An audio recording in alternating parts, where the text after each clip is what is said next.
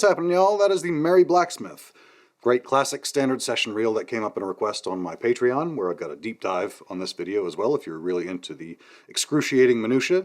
But first, of course, we're going to break down the basic melody and then dive in with some of the ornamentation and some of the other fun stuff that you can do. Let's dive in. If you're new here, if this happens to be your first video, a couple of things to mention. First of all, my name's Sean. Do me a solid, hit the subscribe button if you're interested in tin whistles and Irish traditional music. There's a lot of tunes to be had here. Number two, grab yourself a D whistle, because this is a tune in the key of D. That's kind of your standard option, but a flute would work as well. Low whistle, any of those things would all do just fine. We'll start, of course, with the A part. Basic melody, nice and slow. 2, 3, 4.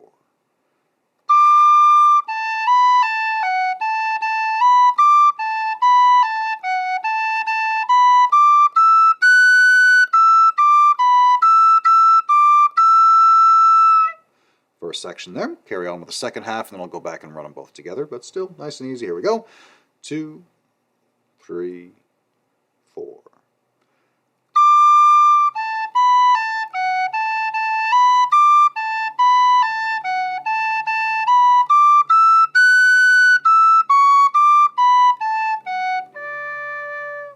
So it probably sounds like a lot of notes, but it's a fairly repetitive bit, and once you get that little phrase, you can kind of copy and paste, and then really you're only dealing with the end of the phrase that's really any different. So let's put the whole thing together, still same tempo.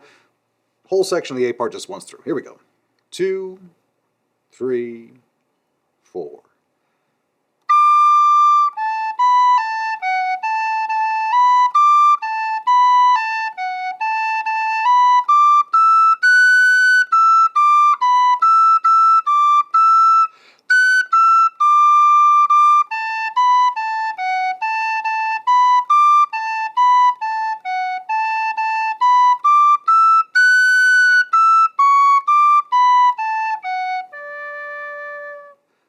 Hopefully you got that. Run that whole section a bunch if you need to, if there's any spots you're missing.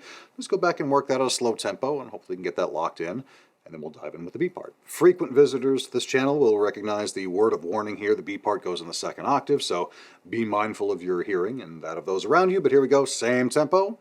2, 3, 4.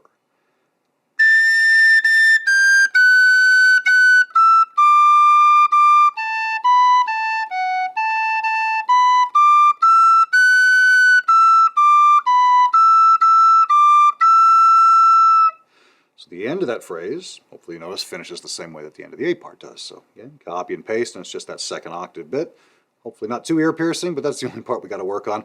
Here's the second half of the B part. Again, a little bit of copying and pasting happening as well. Nice and slow. 2, 3, 4.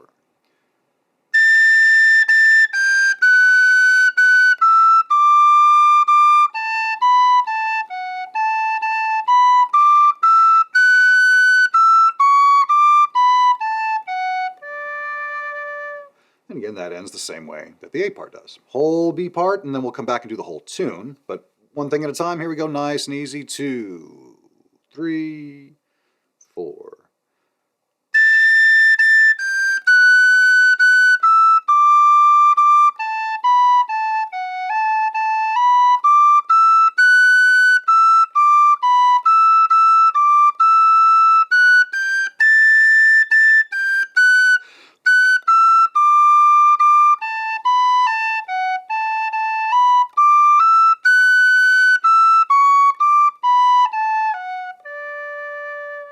Same with the A part. If there's any sections in there that aren't quite working right, go back and run that, work those out, and then see if you can get one good time through the whole part, and then yeah, we'll go carry on with the whole tune. We'll play it A-A-B-B as you would in a session. It's good to get used to those turns of phrase that you have to get back to, and then transitioning into the second part as well.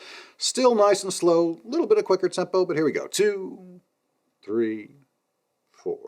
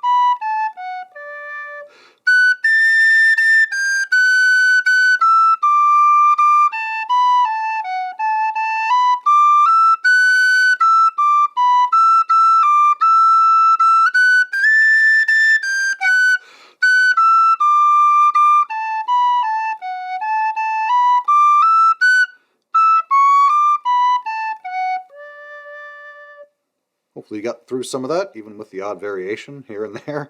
Go back and work any of those spots that are jumping out to you. If any of those octave jumps are a little sketchy, work them out, make sure you get them sorted, and then we'll carry on with the ornaments.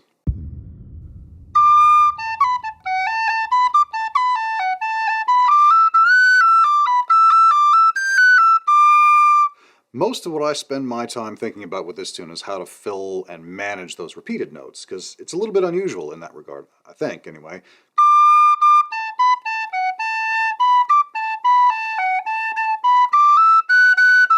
A lot of back-to-back notes that we can differentiate any number of ways, so that's kind of how I'm approaching this tune. I'm trying to find some interesting ways to do that each time and not do it exactly the same each time. So, a few options. Cutting that first note rather than holding out a single quarter note though. And then you cut those two A's back to back. So you can either do a cut or a tap. I would say either one would work. Especially if you do them back to back, you can kind of chain a few taps together, or you could alternate. You could do a cut first and then a tap. So it gives it a little bit of a minor, albeit minor, dynamic difference between those. Then in the second phrase, you've got another opportunity where you're going to the F sharp. You've got a quarter note, nothing wrong with that, but you could slide into it, give it a little bit of depth.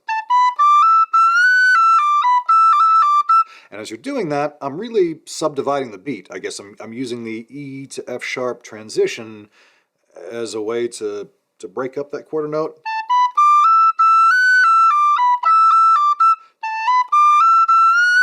And you can make it as slidey as you want, or as rhythmic as you want, I suppose. But either way, it gives you a good option to chop up that note, that beat a bit. Taps on the E's, just because that's like my favorite sound in the whistle. It's very punchy and it just has a really cool effect, so I'm almost always going to use that.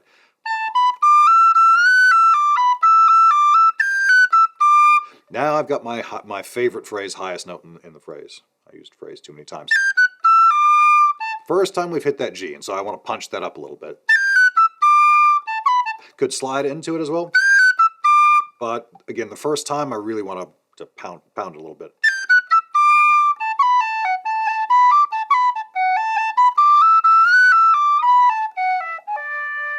Not really much I would do differently in that. Again, alternating between the cuts and the taps to separate those notes, but it's got enough of a rhythmic lift to it, I think, on its own. Kind of how it moves around the scale there. I want to let that be, I guess. On the other hand, the B part just kind of calls out for rolls. Right off the bat, you've got two very solid quarter notes that could easily be converted. Could do the same cut that you do on the second octave D that we did in the opening of the A part, but there's another cool option.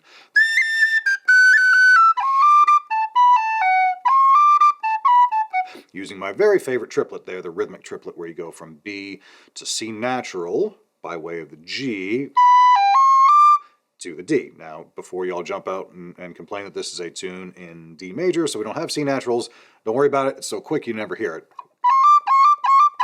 It's just sort of a rhythmic punch.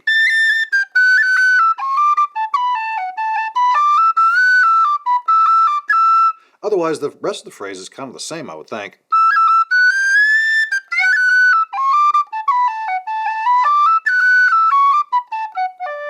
With that exception, I do finish the phrase sometimes with a short roll. I think that gives it a nice punchy effect in lieu of the highest note in the phrase jumping over the F sharp to the G. So,